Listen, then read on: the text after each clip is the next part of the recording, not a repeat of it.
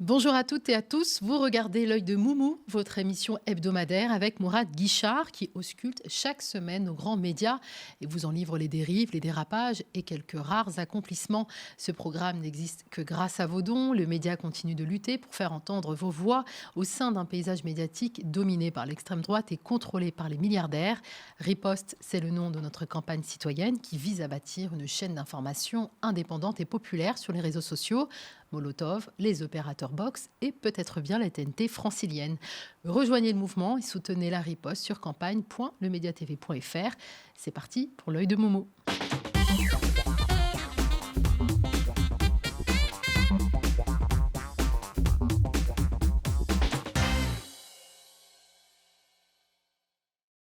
Bonjour Mourad. Bonjour à toutes et à tous, bonjour à toi chère Nadia. On est ravis de te retrouver pour une nouvelle chronique média qui sera enrichie par la participation de Pascal Boniface que tu as invité à l'occasion de la sortie de sa nouvelle bande dessinée de la série géostratégique intitulée Israël-Palestine. Fondateur et directeur de l'IRIS, l'Institut de Relations internationales et stratégiques, auteur de plus de 80 ouvrages ayant pour thème notamment les relations internationales et le conflit du Proche-Orient. Pascal Boniface retrace dans cette BD l'histoire géopolitique du conflit israélo-palestinien depuis la naissance du sionisme à la fin du 19e siècle jusqu'à la situation actuelle. Et Pascal Boniface nous rejoindra en fin d'émission et il ne viendra pas seul. Non, on a la chance d'avoir Tommy, donc le dessinateur, qui travaille avec lui depuis plusieurs années maintenant, qui a fait plusieurs opus et qui donc nous rejoindra et viendra également commenter l'actualité médiatique. Alors sans plus attendre, on commence par les flops et les tops qui ont retenu toute ton attention cette semaine. C'est tout de suite après un petit préambule. Oui, alors je voudrais d'abord féliciter un jeune député qui a été fraîchement élu, qui vient de rentrer en politique et qui vient d'être élu député de Paris quand même, c'est pas mal. On va le voir en photo, regardez, il regarde les pigeons voler tellement il est complètement ravi. Il est ravi de la crèche. Non, c'est sérieusement. Enfin, je veux dire, les gars partent par la porte, ils reviennent par la fenêtre. En l'occurrence, il s'agit de Michel Barnier, bien évidemment, qui a battu l'un des records de la Ve République d'être resté le moins longtemps à Matignon. Je trouve ça grossier, je trouve ça extraordinaire. Je trouve que c'est un message. Alors, on n'a toujours pas de gouvernement à l'heure à laquelle nous enregistrons. Il y a toujours pas on est en no-go un peu. On s'était moqué des Belges pendant quelques mois, quelques années. Ils n'avaient pas de gouvernement. On est exactement dans le même cas. Et alors que c'est c'est la panade totale. Qui nous ramène-t-on comme nouveau député Michel Barnier? Je trouve ça assez pathétique. L'autre chose est beaucoup plus joyeuse. En politique, on recycle assez. On recycle de manière. C'est un marqueur, je crois, de la Ve République. C'est totalement scandaleux. Quelque chose d'autre, alors de beaucoup plus joyeux, c'est le puissant président de la Commission des Finances, Éric Coquerel, qui, alors, je pense que c'est une première, j'ai jamais vu ça, apporte son soutien. Alors on va le voir, on va voir la capture d'écran. Il apporte son soutien aux supporters de Saint-Étienne. Comme par hasard. Alors, en fait, il y avait un tifo. Donc, le tifo, c'est une espèce de banderole, de banderole, de calicot, on appelle ça comme on veut. Il y avait écrit, ouvrez les guillemets, c'est la multipropriété. Donc, c'est un problème qui frappe le monde sportif, le monde footballistique. Donc, c'est la multipropriété qu'il faut bannir, pas les ultras. Donc, les ultras, ce sont les supporters. Réponse d'Éric Coquerel, totalement d'accord avec les supporters de Saint-Étienne. Et j'y travaille. Je trouve ça sympa de la part de Coquerel de répondre à mes supporters. L'autre chose, alors j'avais pendant longtemps hésité à vous montrer un extrait de Marie s'infiltre, ce que je ne ferai pas d'ailleurs, sur France Inter. Ça fait un flop complet. On le savait en plus, les audiences étaient très mauvaises dès le début. Elles sont catastrophiques, mais vraiment catastrophiques. Je crois que c'est 5-6 000 vues, notamment sur YouTube, alors que la force de frappe de France Inter est quand même assez conséquente. Et par contre, elle a un tombereau extraordinaire, parfois un peu abusif, je dois le dire, mais extraordinaire de commentaires disant que c'est complètement nul, que c'est pas drôle et ainsi de suite. Et voilà comment elle va sur le plateau de France 5 s'en tirer avec Maestra, si j'ose dire ça. Je vous laisse écouter. Vous êtes fixé, chronique que vous avez intitulée Masterclass culot. Est-ce que le culot est assez énorme pour supporter les critiques Ah oui, au contraire. Ça, c'est très important. Non, mais au contraire, dans le culot, il y a évidemment cette volonté, ou cette éthique, en tout cas, d'oser déplaire. De transgresser. D'oser déplaire. D'oser déplaire, c'est-à-dire de ne pas avoir peur de ne pas être aimé de tous. Voilà, au contraire. De savoir quand il va y avoir des critiques ou quelque chose qui pourrait venir nous déstabiliser, se reposer la question de est-ce que c'est vraiment ce que je suis, ce que je fais, ou pas. Et il y a quelque chose de magnifique dans la critique. Moi, j'ai adoré les critiques qui sont parues sur mes chroniques de France Inter, parce qu'elle disait « on ne rit pas ». Et moi, je me suis dit « c'est vrai, on ne rit pas ». Et parce que je ne suis pas une humoriste. Je me rappelle qu'un patron de France Télévisions, enfin du service public de l'époque, avait dit « osons ». C'était son cri de ralliement. Et là, elle ose dire qu'elle est contente d'oser déplaire. Je trouve ça formidable. Imaginez un chef de resto qui dise « ah, mes frites sont froides, elles sont vertes, elles sont dégueulasses et elles coûtent 400 € l'assiette ». Et j'en suis très content. Non, évidemment que non. Donc elle s'est plantée, mais comme il y a un effet, on va dire, clanique, je pense qu'elle ne se fera pas virer de sitôt, et que, un peu comme pour Sophia Aram, qui a aussi des scores absolument pathétiques de visionnage, je pense qu'elle va rester vive l'entre-soi et vive la famille. Et c'est parti pour les tops. Top Gala. Paul Larot-Turu, j'ai toujours un peu du mal à dire son nom. Mais tout le monde, mais même lui, je crois. Reçoit Éric Zemmour donc sur le plateau de France Info. Oui, déjà, ça pose un petit problème technique. Qu'est-ce qu'il représente que représente Éric Zemmour? Déjà, son parti Reconquête est au plus bas. Ils ont une seule députée européenne, en l'occurrence Sarah Knafo. Et puis, je me dis, avec une petite habitude, je me dis, c'est pas terrible, mais il va se passer quelque chose d'encore pire. Et effectivement, merci Polo. Alors, Paul Larot-Turu, il vient d'endroits comme ça où il jouait les snipers et compagnie, sauf que là on est sur France Info, on est sur quelque chose d'un peu plus sérieux, enfin qui était un peu plus sérieux jusqu'à il y a peu de temps, et il va lui poser une question que moi j'ai trouvé complètement déplacée. Je vous laisse écouter. Et qu'elle est, vous pourriez vous ranger derrière elle si elle est mieux placée. Mais vous savez, vous n'arriverez pas à mettre un coin entre elle et moi. Donc ne vous inquiétez pas. Vous pourriez faire ça par amour aussi. Comment? Vous pourriez faire ça par amour aussi. Alors là, ne mélangez pas la vie privée avec la vie politique. C'est vous qui en avez parlé. Est-ce que la condamnation de Marine Le Pen vous ouvre un espace d'un mot? Donc il ose demander à Zemmour si par amour il pourrait laisser sa place à la présidentielle. C'est quand même pas, on parle pas d'une élection locale. Il nous fait du Karine Le Marchand. Là. Ah mais c'est pour ça Top Gala, c'est terrible. On en reparlera de Karine Le Marchand. C'est absolument terrible, et d'autant plus que Larot-Turu ment factuellement. C'est-à-dire que je donne raison. Putain, ils vont nous faire défendre des gens. Je donne raison à Éric Zemmour. Oui, il n'a absolument pas parlé de ses relations amoureuses ou personnelles avec Sarah Knafo durant les 25 minutes de l'émission, qu'a duré l'émission. Donc il ment pour pouvoir se sortir de ce truc où il réalise peut-être à ce moment-là qu'il n'aurait pas dû poser cette question. Et donc voilà, j'apporte mon soutien à Éric Zemmour. Non, je peux Top parti pris. Olivier Truchot affirme que la droite gère mieux que la gauche. Bon, c'est pas une surprise, on connaît les positions d'Olivier Truchot. Ouais, mais il le dit pas tout le temps de manière aussi franche, et là c'est complètement, ça repose sur absolument rien. Je vous laisse écouter ce court extrait, on en reparle juste après. Il est face à Marine Tondelier. Hop, ils ont plus de charges, ils en ont moins. C'est vrai qu'on dit c'est tant mieux pour eux. Ça fait baisser le chômage. Sauf qu'en fait, pas autant que prévu. Mieux que quand la gauche est au pouvoir. Mais sauf que ces exonérations de charges patronales, l'argent... Donc il va affirmer que la droite gère mieux que la gauche. Là, on parle notamment des taxations, on parle d'un certain nombre de choses, et puis du chômage. Et qu'il ne faut évidemment pas toucher à l'argent des riches. Mais je trouve ça toujours bien, parce que, comme je le dis de manière assez régulière, mon avis, notre avis, chère Nadia, on s'en fout. Ce qui compte, c'est les faits. Et là, factuellement, il va dire que la droite gère mieux que la gauche sans apporter le moindre élément vérifiable, quantifiable, et ainsi de suite. Donc c'est de l'idéologie, c'est du militantisme et c'est du partisanisme. C'est la désinformation. Total. On passe au flop. Flop titraille. Alors non, Arthur n'est absolument pas le porte-voix de la cause juive en France. On en revient toujours au même truc. Alors c'est vraiment de l'entre-soi, puisque c'est un article signé Anna Cabana, donc... Voilà, dont on connaît les positions, notamment 24, sur le Moyen-Orient, absolument. Compagne de Jean-Michel Blanquer, notamment, Ibiza, hashtag Ibiza. Mais là, ils vont faire un titre, alors je vous laisse le regarder, alors je crois que c'est la Provence dimanche, ils vont faire un titre qui pose vraiment, vraiment question. Parce qu'Arthur n'est absolument pas le porte-voix de la cause juive en France. Donc le titre, c'est, il passe de troubadour d'humoriste en l'occurrence, à le porte-voix de la cause juive. Enfin, d'abord, il y a deux choses qui m'embêtent, c'est que c'est quoi la cause juive en France? Ça veut dire quoi? Un juif ressemble à un autre juif? Ce ne serait pas encore un tout petit peu antisémite, ça? Il n'y a pas de cause juive en France. Tous les amis, toutes les amies, tous les camarades, tous les copains, toutes les copines que j'ai, qui sont de confession juive, sont tous des progressistes. Ils n'ont rien à voir avec le CRIF. Ils n'ont rien à voir avec Arthur et surtout... Ils n'ont rien à voir avec Israël non plus. Mais évidemment, ni avec le sionisme. Ils sont même anti-sionistes.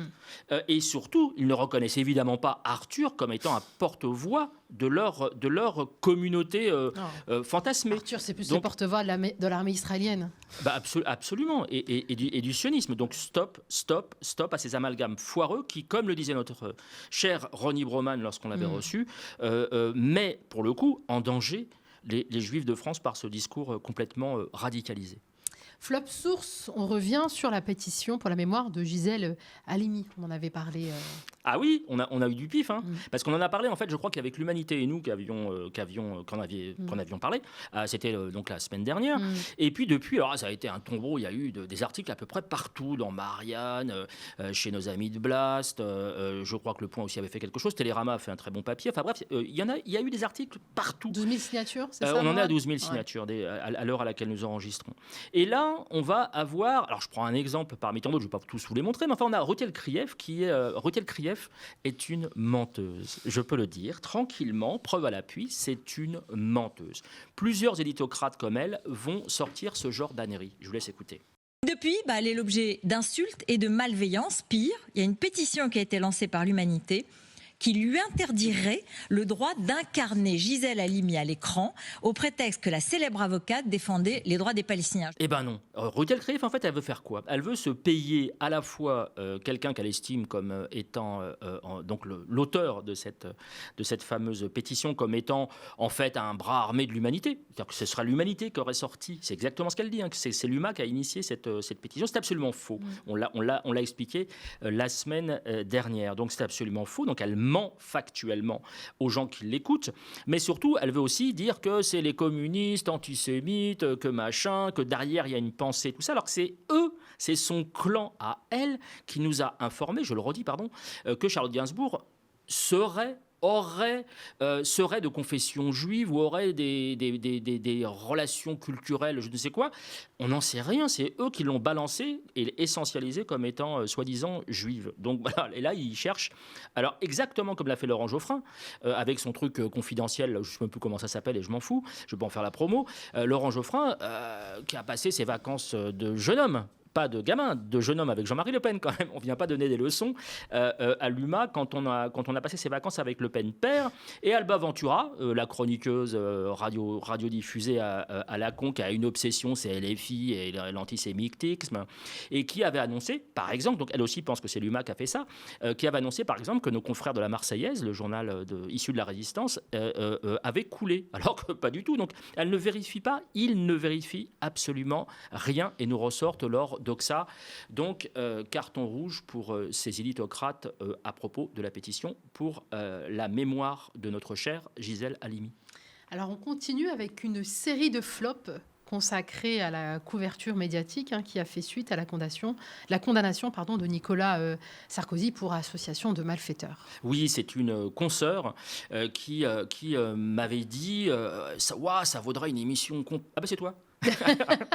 Ça vaudrait une émission complète. Donc oui, on a fait, et je te rejoins parfaitement, on a fait effectivement j'ai fait un spécial Sarkozy parce que ça le vaut bien, comme on dit chez Bettencourt.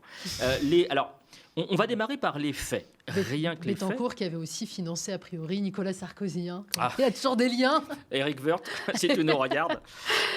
On va commencer par les faits, parce qu'on est sur quelque chose de judiciaire d'une part, mais de juridique surtout. Et il y a quand même des textes, il y a des textes de loi. Et c'est Peyman Gallet Marzban, qui est président du tribunal judiciaire de Paris, qui va donner le là et remettre un peu, comme on dit, l'église au milieu du village. Je vous laisse écouter.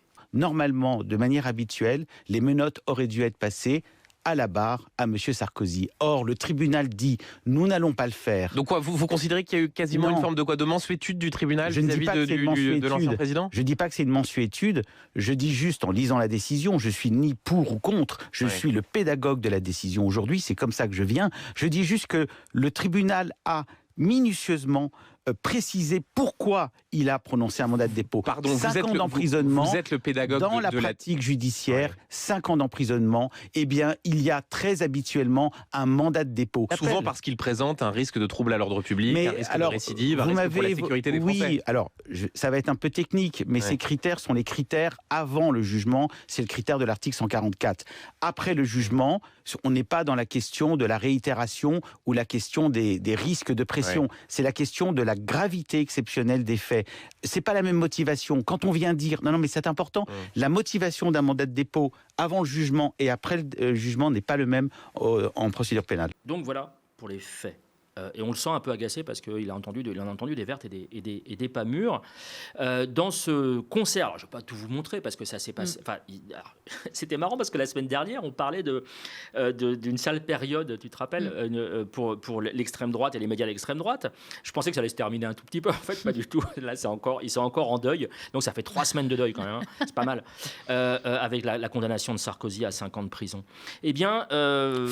Ferme. Il y en a qui vont se raconter des conneries. Alors, c'est ce qu'on appelle le storytelling. En l'occurrence, Pascal Praud va nous raconter les aventures du petit Nicolas qui va dîner au restaurant. Et écoutez bien ce qui va se passer dans ce restaurant. Nicolas Sarkozy, vendredi après le jugement, est allé déjeuner dans un restaurant italien à Paris.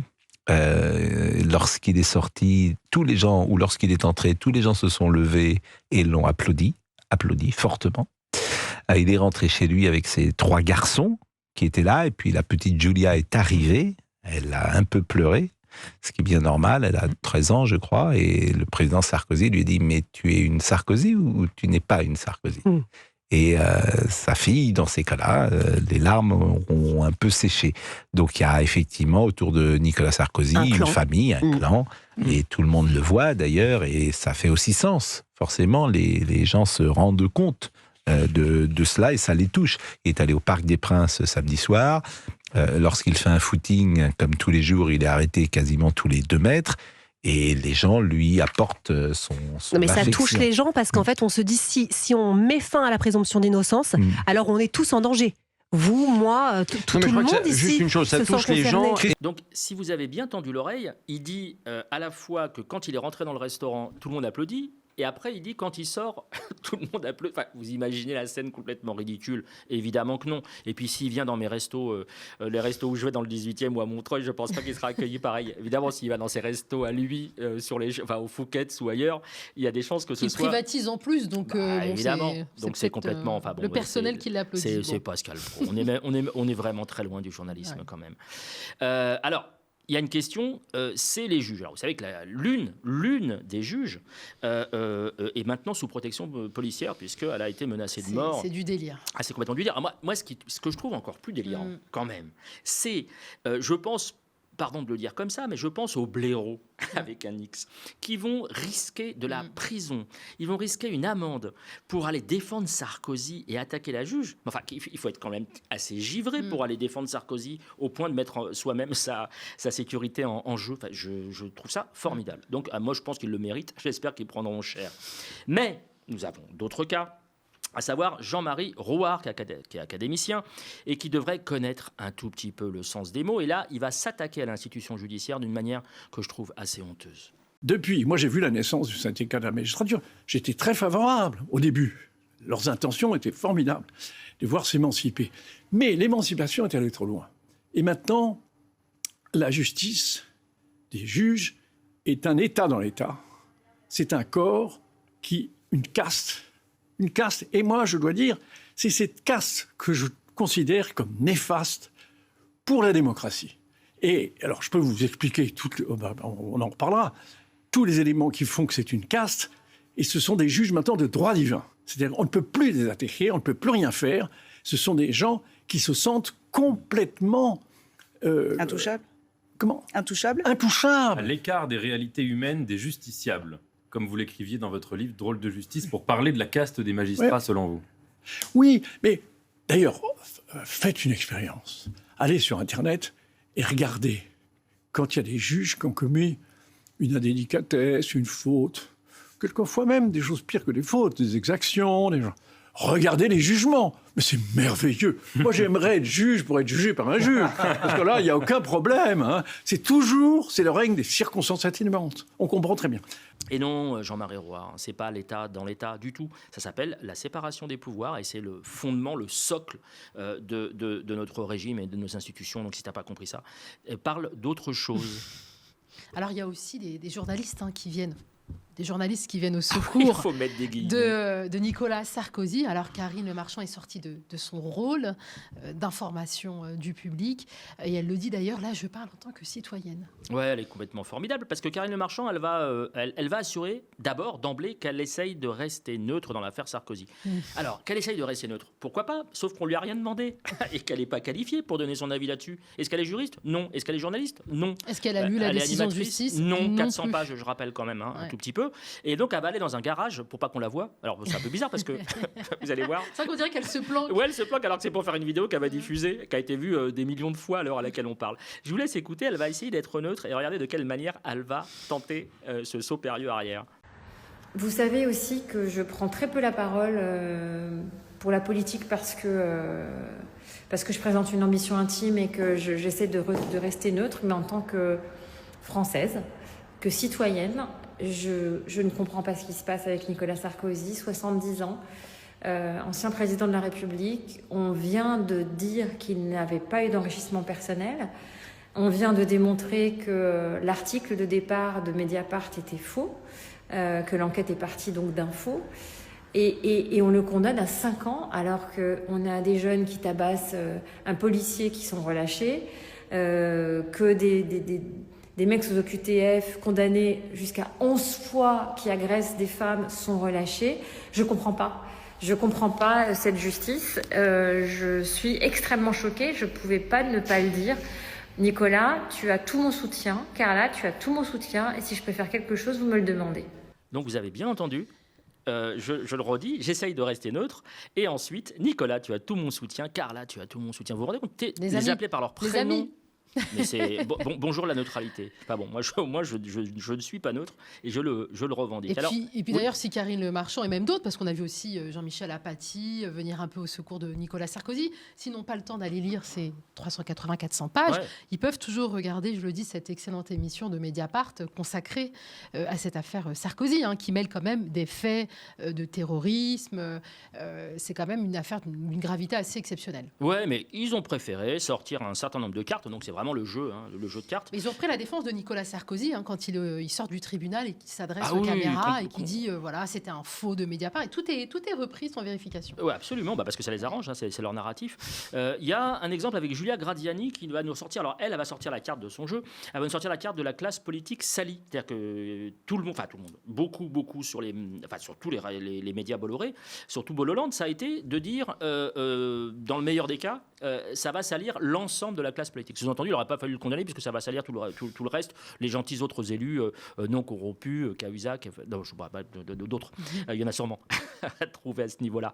Eh bien, Graziani va sortir cette carte-là. Je vous laisse écouter cet extrait et nous sommes encore, je vous le précise, sur le service public. 74% des Français estiment que les dirigeants politiques sont plutôt corrompus. Sondage OpinionWeb pour le Cevipof sur un très large échantillon. En fait, donc on en est déjà là. Est-ce que ça va nourrir encore plus cette défiance? Tout le monde est perdant.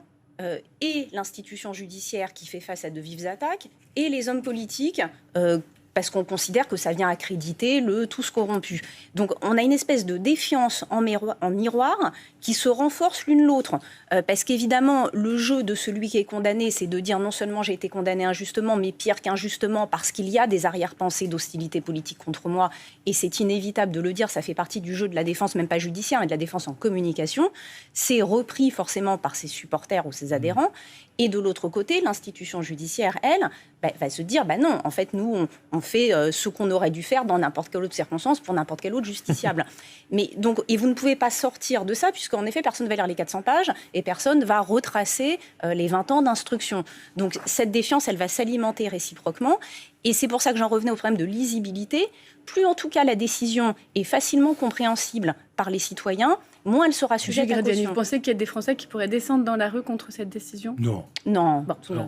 Pourquoi je vous précise qu'on est encore sur le service public ? Parce que Julia Graziani a réussi à se faire virer de l'incorrect. L'incorrect, c'est le truc d'extrême droite, le brûlot d'extrême droite qui avait sorti les sons, qui avait piqué les sons, qui avait reproduit les sons avec Legrand et Cohen. Donc avec brillance, là, l'espèce de nana un peu excitée, on va dire ça comme ça, qui donc a réussi à se faire jeter. Vous imaginez se faire jeter de l'incorrect parce qu'elle avait tenu des propos absolument incorrects pour le coup, mais absolument non c'est pas mal, absolument dégueulasse sur, je crois, quand on est au SMIC ou au RSA, on reste avec son mari, quoi, on divorce pas parce que et donc même l'incorrect avait été choqué par ce truc-là et qu'avait dit en gros, qu'avait aussi parlé, qu'avait fait une comparaison entre un enfant trisomique et un enfant noir en posant la question sur l'IVG. Enfin bon, allez, c'est une ultra réac. Et là, c'est de l'eugénisme à ce stade-là. C'est de l'eugénisme totalement, et ça finit sur le service public. Je trouve ça à peu près extraordinaire. Alors, autre attaque, ça a été concernant cette fameuse juge, cette magistrate parmi tant d'autres, je crois que c'était 29 ou quelque chose comme ça, dans ce dossier, eh bien, ils vont aller chercher dans son passé, on va remonter, je crois, à 2011, et je vous laisse écouter l'inénarrable Apolline de Malherbe. Dernière question, il a été évoqué sur les réseaux sociaux le fait que la présidente du tribunal aurait participé à une manifestation contre Nicolas Sarkozy en 2011. Avez-vous cette information ? Oui. Vous avez cette information ? Oui. Vous avez la confirmation que la présidente du tribunal hier, la personne qui a lu cette décision, qui est une décision collégiale, mais qui en a fait la lecture, on le sait maintenant. Oui, on le sait maintenant. Oui. Est-ce que c'est de nature, à vos yeux, à déconsidérer l'impartialité de la justice, ou est-ce que ça rajoute à votre sentiment d'impartialité ? Je veux pas, encore une fois, parce que je veux respecter la justice, pas nécessairement lui faire confiance, mais respecter la justice, je ne veux pas croire que ça ait pu influencer sa décision. Maintenant, je comprendrai que d'autres le pensent. Alors, je trouve ça à peu près abject ce que fait Apolline de Malherbe. D'abord parce qu'elle essaye de faire croire qu'elle a un scoop, alors qu'en fait, tous les droitards et l'extrême droite ont parlé de ça. Mais c'est quoi le truc ? C'est qu'en fait, en 2011, en gros, je crois que c'était la quasi-totalité, c'était en dizaines de milliers de magistrats qui étaient dans la rue. Mais ils étaient dans la rue pourquoi ? Pour défendre leur statut, pour s'opposer à une énième réforme les mettant à mal. Mais surtout, ils manifestaient, ils ont encore le droit de manifester et de se syndiquer jusqu'à nouvel ordre, mais ils manifestaient contre le président de la République du moment. C'est-à-dire que c'eût été François Hollande ou au nom de la n'importe séparation qui, des pouvoirs. Mais évidemment, mais si c'était François Hollande ou je ne sais qui d'autre, ou Macron, ça aurait été exactement la même chose. Donc c'est pas contre l'UMP ou le RPR ou ce que vous voulez de l'époque, c'est vraiment contre le président. Et donc sortir ça, c'est déjà, je trouve ça absolument dégueulasse. Et en plus, elle va demander, avec son air extrêmement énervant comme ça, elle va demander l'approbation de son invité, qui en fait est l'avocat de Nicolas Sarkozy, enfin l'un des avocats de Nicolas Sarkozy, et qui va pas aller dans son sens, parce que lui, il sait ce que c'est la séparation des pouvoirs, il sait ce que c'est le droit, et il sait ce que c'est le droit pour les magistrats à manifester de manière syndicale. Puis on peut avoir des convictions, être impartial quand il s'agit de rendre une décision. C'est exactement ce qu'il dit. Il dit je n'ose imaginer qu'elle puisse rendre. Évidemment, parce qu'elle n'est pas. Mais voilà, c'est absolument. Je trouve que c'est vraiment en dessous de la ceinture. Autre chose. Alors on retrouve Nathalie Saint-Cric.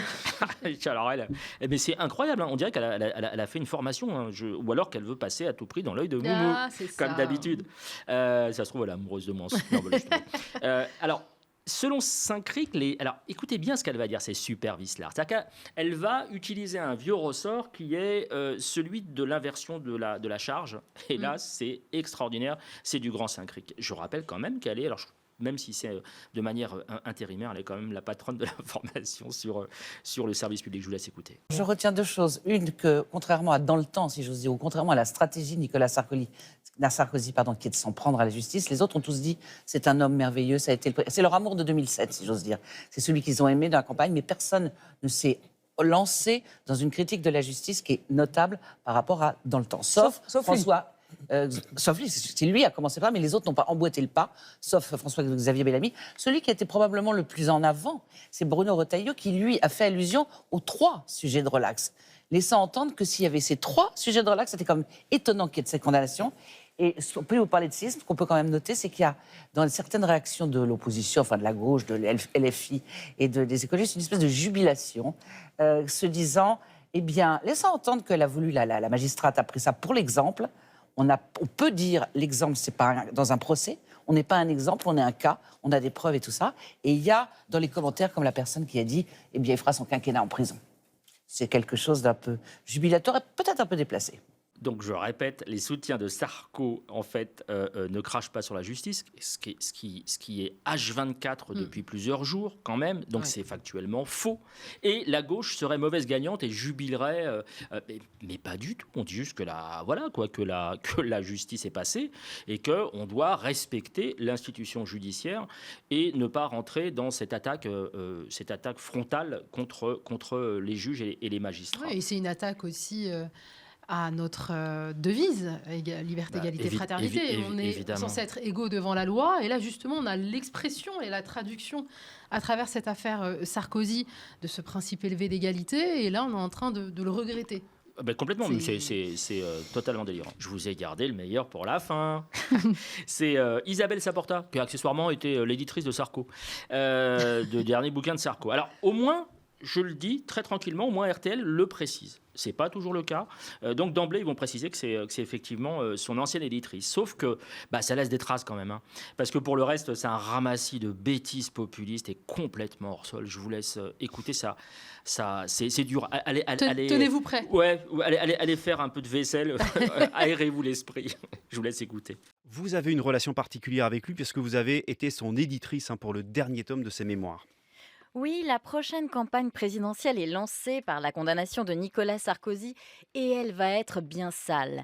Vous l'entendez, la petite musique qui monte? Un ancien président de la République, bientôt en prison, quand les délinquants mineurs qui s'attaquent aux policiers dorment tranquillement chez eux, quand l'assassin de Philippines avait été relâché avant que de sévir à nouveau, quand ceux d'Elias était en période de césure, autant dire en liberté, pas très surveillée. Ça n'a rien à voir, peut-être, sûrement même, mais c'est quand même ça qu'on retient, qu'en France aujourd'hui, mieux vaut taper un policier, être un multirécidiviste violent, que d'avoir été président de la République. Des années d'instruction, de perquisition, de fouilles, d'enquêtes, pour que l'ancien président soit finalement relaxé des faits de recel de détournement de fonds publics libyens, relaxé de corruption passive, relaxé de financement illégal de campagne électorale, autant de faits intervenus il y a plus de 20 ans.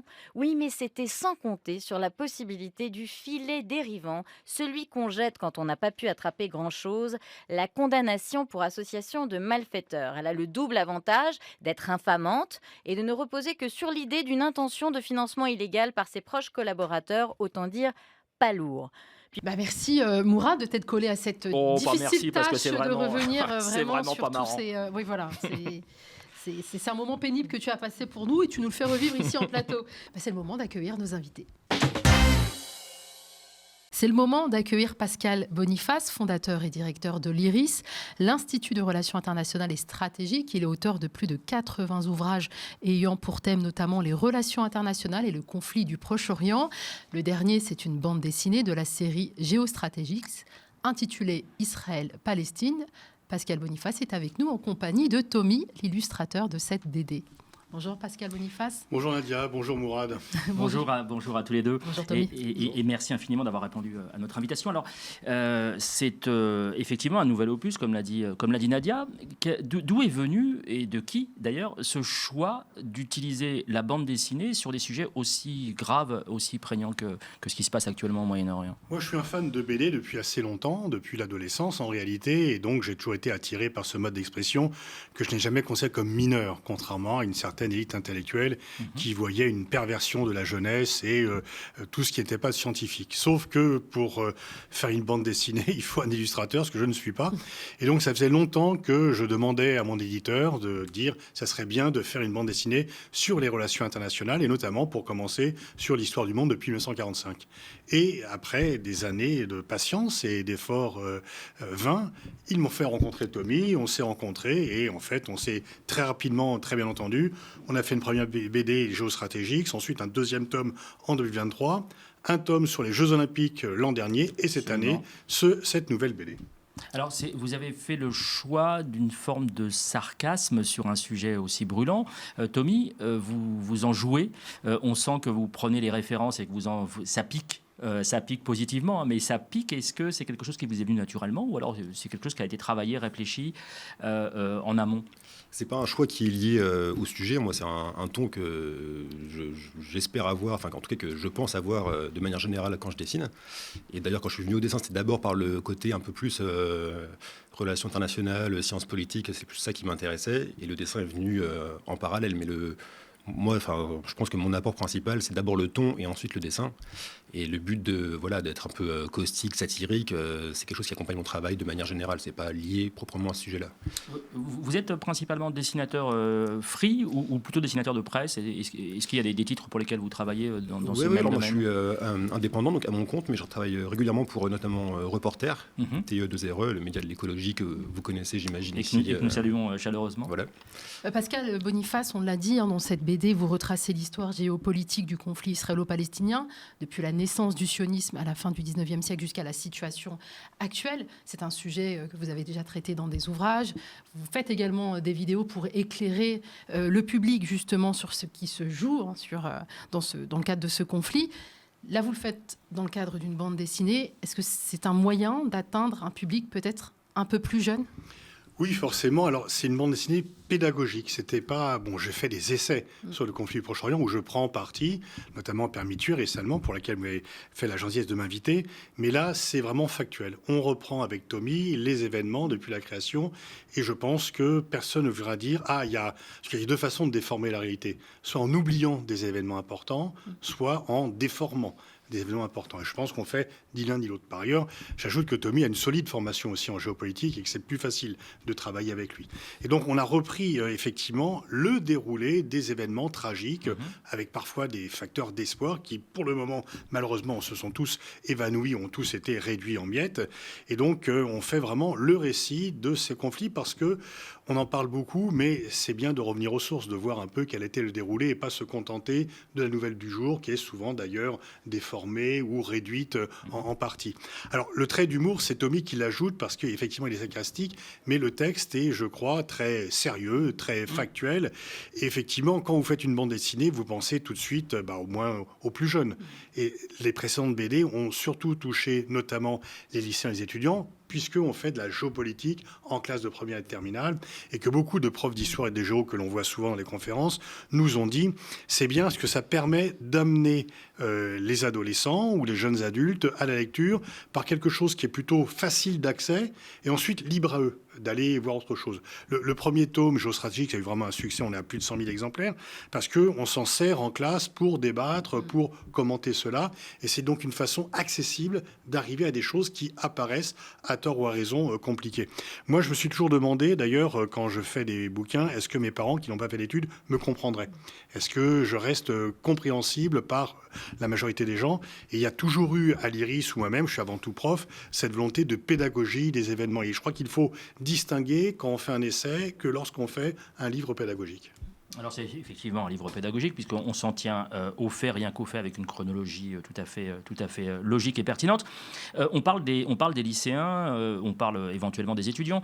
Et est-ce qu'il n'y a pas un regret, puisqu'on est ici dans une chronique de critique média, il n'y a pas un regret que les journalistes eux-mêmes se mettent très simplement à regarder les faits, à se saisir des faits et de ne pas imaginer, par exemple, parce que c'est quand même l'un des griefs qui est fait aux journalistes français, d'imaginer que tout a commencé le 7 octobre 2023. Est-ce qu'ils n'auraient pas intérêt à se saisir de votre ouvrage, par exemple ? Oui, enfin, s'ils le veulent, ils le peuvent, et ceux qui le veulent ont une connaissance déjà.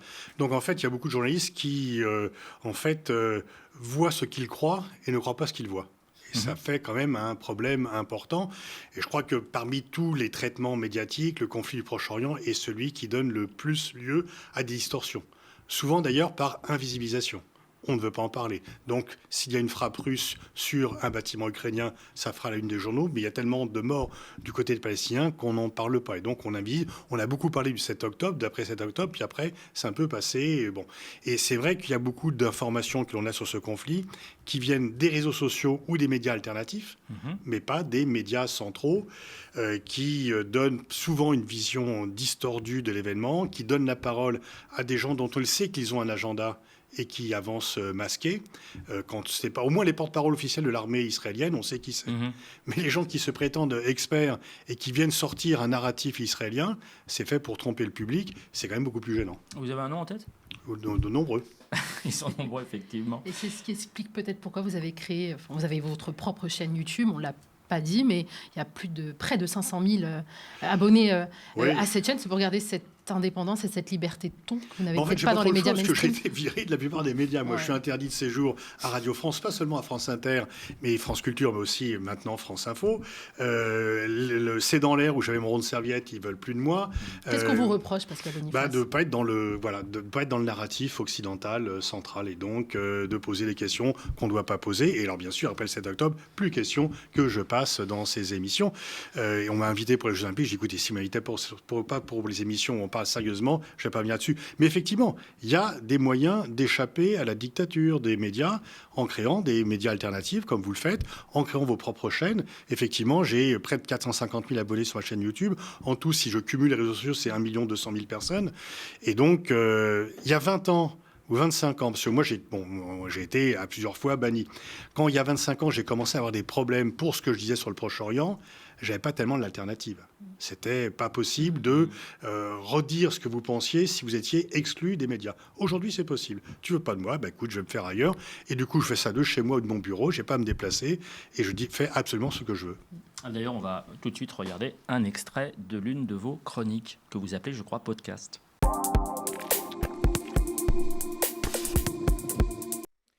Régulièrement, je suis accusé dans certains milieux, chez Frédéric Aziza, par le président du CRIF, d'avoir commis une note en 2001 qui appelait à soutenir la Palestine pour des calculs électoraux parce qu'il y a plus de musulmans que de juifs. C'est bien sûr faux, mais un mensonge répété plusieurs fois apparaît comme une vérité pour certains.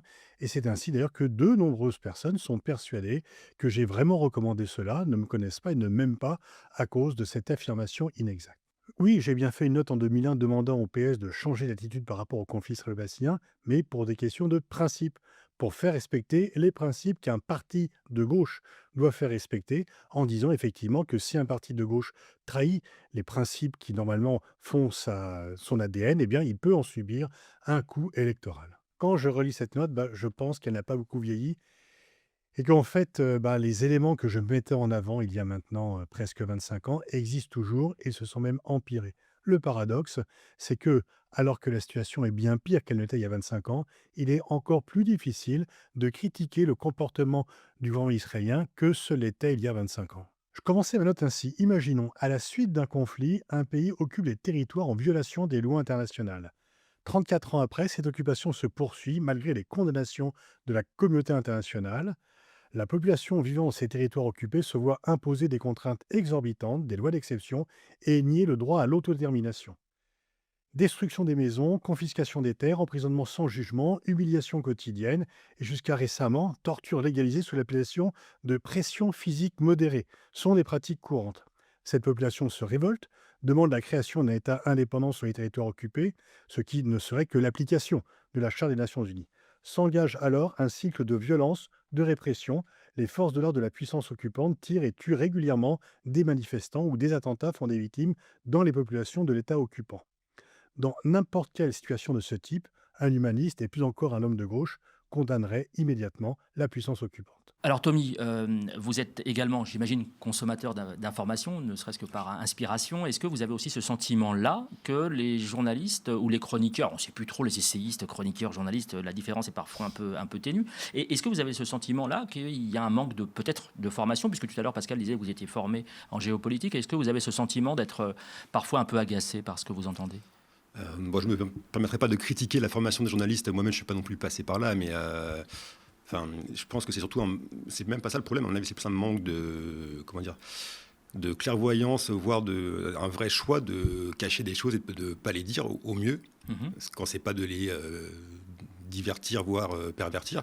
Mais moi, j'ai l'impression parfois d'être schizophrène entre ce que je peux entendre à la radio sur des grandes chaînes nationales et quand j'ouvre mon téléphone, que je vais simplement sur Instagram en suivant 15 journalistes gazaouis, et les images que je vois, ça n'a rien à voir. Donc c'est plus ça qui me choque, c'est l'accessibilité aux deux sources différentes et le traitement qu'on a sur les grandes chaînes nationales, françaises, occidentales, qui au mieux cachent, voire...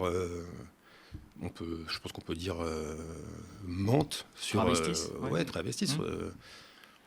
Et ça c'est quelque chose qui moi de mon point de vue, alors après moi je suis pas non plus l'expert comme Pascal ou comme vous en tant que journaliste. Moi je suis aussi tout simplement un public lambda, donc j'ai pas non plus forcément un recul immense, même si mon activité de dessinateur de presse fait que je suis un peu lié au métier, mais ça reste un peu en recul.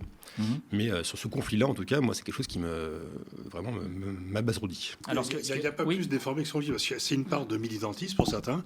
Ils sont dédiés à Israël pour différentes raisons, le communautarisme, l'occidentalisme, le fait qu'Israël, c'est la revanche par rapport à la défaite, par rapport au colonialisme. Bon, il y a aussi parfois l'incompétence. Il y a aussi beaucoup de lâcheté et de suivisme. Le suivisme, c'est je me mets dans le flot dominant, je ne vais pas m'embêter à aller contre-courant, parce que quand tu vas à contre-courant, c'est toujours un peu risqué.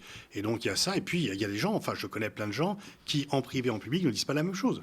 Et donc qui viennent dans les médias, qui se disent, mais là, si je m'écarte, il y a quand même une pression. Beaucoup de gens disent, si je veux être réinvité, c'est à la fois un peu les revenus, beaucoup le statut social qui est en jeu. Donc de passer à la télé, d'avoir une visibilité.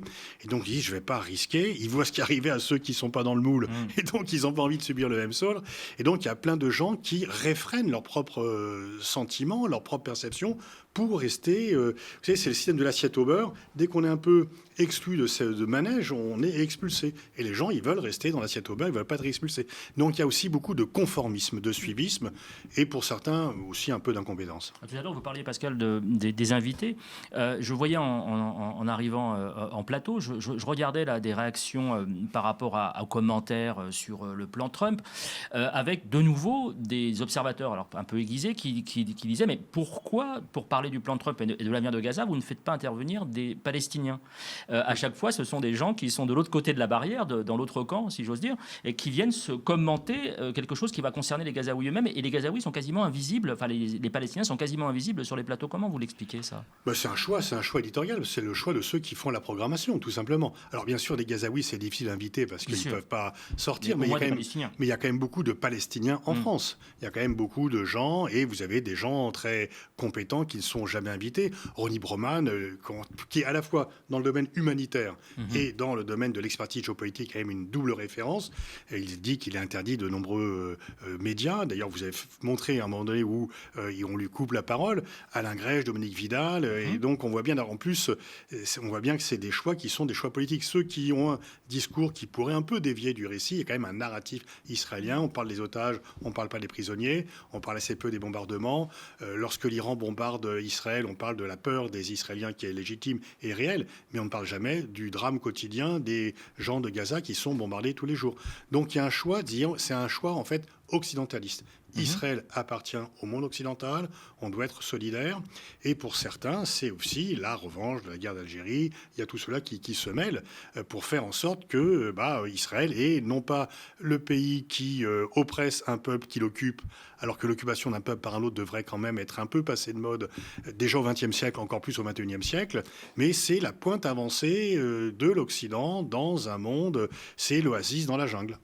Alors une question, parce qu'il y a de manière assez récurrente également, alors sans faire de point Godwin, mais c'est-à-dire sans pousser à l'excès l'analyse en relation avec la Seconde Guerre mondiale et le nazisme, ça revient souvent sur le tapis le fait qu'à Nuremberg, au moins un grand journaliste du régime, du Troisième Reich, avait été condamné parce qu'ils avaient estimé qu'il y avait une collaboration de fait et que la transformation, dans ce dont vous parlez tout à l'heure, la transformation, le fait de tordre l'information et d'en faire de la propagande, avait aussi contribué à la Shoah, à la solution finale et aux déportations. Est-ce que vous avez tous deux ce sentiment que les journalistes, en faisant ce qu'ils font, c'est-à-dire de fermer les yeux ou de transformer la réalité, ont un rôle primordial dans le génocide qui est en cours à Gaza?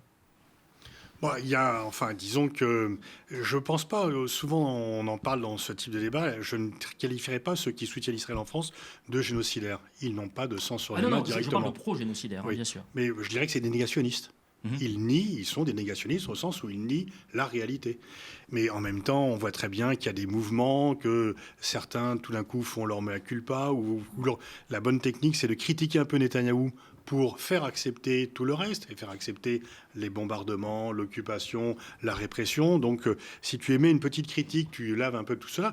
Normalement, on devrait faire le compte à la fin pour voir qui a dit quoi à tel moment. Mais moi, j'ai fait un bouquin qui m'a coûté cher, d'ailleurs, les nationalistes faussaires, parce qu'il y a plein de gens qui nous ont dit en 2003, il y a des armes nucléaires en Irak, il faut aller faire la guerre en Irak parce que c'est pour empêcher l'Irak d'avoir l'arme nucléaire. Et bien évidemment, ces armes n'existaient pas. Les mêmes qui disaient cela plastronnent toujours dans les médias, alors que s'ils ont dit qu'il y a des armes nucléaires, ils étaient soit incompétents, soit malhonnêtes, mais l'une des deux raisons suffirait pour les exclure. Ils sont toujours là.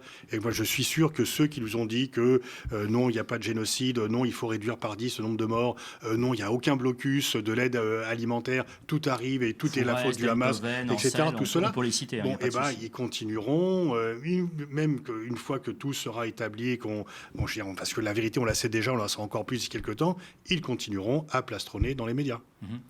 Tommy, et après, on s'étonne que les Français n'aient plus confiance dans les médias. Bien sûr. Tommy, je pose la même question. Est-ce que vous pensez qu'ils devront à un moment donné, ou pas, même si vous n'y croyez pas forcément, mais est-ce que vous pensez qu'ils devront rendre des comptes? Non, je pense pas. Non. Malheureusement, je pense pas. Ou alors, non. C'est votre avis qui m'importe. Est-ce que vous pensez, vous souhaiteriez que les gens qui ont relayé la propagande de l'armée israélienne, notamment, est-ce que, selon vous, il serait logique qu'à un moment donné, ils rendent des comptes? Moi, déjà, j'aurais aimé qu'ils ne la relaient pas et que par eux-mêmes, ils aient le travail critique et intellectuel de ne pas le faire pour être à la fois intelligent et indépendant. Donc, c'est déjà triste pour eux qu'ils n'y arrivent pas. Et après, rendre des comptes, dans l'idéal, oui. Après, il faut voir le niveau de sanction, entre guillemets, qui peut être appliqué, quel est le niveau approprié. Il y a des émissions comme la vôtre qui débunkaient depuis déjà assez longtemps les mensonges. Les menteurs sont toujours en poste. Donc, les gens le savent, et les gens continuent de les inviter, soit parce qu'ils sont complices, soit parce qu'il faut autant de personnes sur un plateau. Et certains, oui, ils sont vraiment en connaissance de cause. Ils savent qu'ils invitent quelqu'un dont ils savent qu'ils ne viennent pas pour informer, mais pour influencer. C'est-à-dire que normalement, vous pouvez faire des erreurs, vous pouvez vous tromper, ça arrive à tout le monde. Mais venir mentir, c'est tout à fait différent. Et vous avez des gens qui viennent pour influencer en fonction de leur propre opinion, de leur propre intérêt, l'opinion. Et donc, ils viennent avec le mensonge en tête. Donc là, il ne s'agit pas de se tromper sur un fait, de faire une erreur. Et donc, il y a quand même deux types d'experts ou de journalistes, ceux qui pensent, et je ne veux pas mettre tout le monde dans le même sac, parce qu'il y avait vraiment... il y a des gens qui se font une mission, qui ont une vision missionnaire de leur métier. Je dois informer le public, c'est la beauté du journalisme ou de l'expertise. Je dois faire de la pédagogie pour le grand public. Et d'autres qui se disent, mais c'est formidable d'avoir accès au public, j'ai un statut social qu'il faut préserver. Qu'est-ce que je vais prendre le risque de me faire exclure de cette communauté alors qu'en fait le mensonge reste impuni? Pourquoi se forcer à jouer les résistants ou les courageux? Je vais continuer à plastronner et ça passera très bien. Moi, Pascal Boniface, j'aimerais savoir quel est le regard que vous avez porté sur la couverture médiatique qui a fait suite à la reconnaissance de la Palestine par la France. C'était quand même assez spécial. Alors là, les médias étaient un peu gênés parce que beaucoup ont annoncé que ça ne pourrait pas se faire ou que ce serait une prime au terrorisme. À partir du moment où c'est le président de la République qui décide, ils se mettent un peu dans l'opposition, ils ne veulent pas trop s'opposer. Mais grosso modo, quand même, on a présenté cela, le récit israélien selon lequel c'était une prime indirecte au Hamas a été plus présent que le récit disant ça fait longtemps qu'on aurait dû faire ça. et que de rappeler la promesse oubliée de Hollande en 2012 et de rappeler que c'est bien aussi, si le Hamas prospère, c'est bien parce qu'il n'y a pas d'issue politique et que c'est l'absence de voie politique, comme le disent les Israéliens de gauche. Moi, ce qui m'étonne quand même dans ce milieu médiatique, c'est qu'on ne s'étonne pas que les gens qui se disent de gauche soutiennent un gouvernement fasciste en Israël, ce qui serait quand même une très grande contradiction. Normalement, on devrait quand même débunker tout cela et ne pas dire aussi que c'est quand même Israël qui occupe un terrain, enfin, que tout n'a pas commencé le 7 octobre.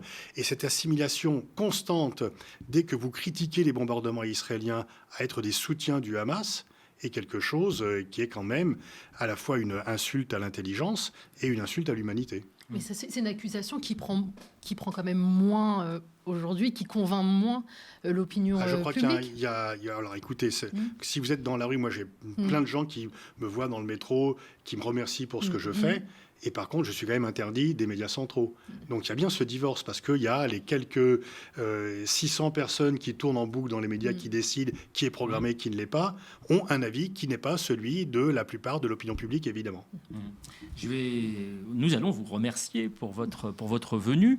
Je vais alors particulièrement remercier, alors j'espère qu'on va pouvoir le voir à l'antenne, parce que j'ai eu un superbe dessin que je vais commenter de Tommy, un dessin original, alors qui a vraiment été fait à la plume levée, et qui dessine Netanyahou et qui dit: cette BD est nulle, presque aussi nulle que le média, bonne lecture quand même, signé Tommy. Voilà, merci infiniment. Merci, et puis vraiment vœux de succès pour ce nouvel opus. J'ai une dernière petite question. Vous êtes, Pascal Boniface, banni effectivement des médias mainstream.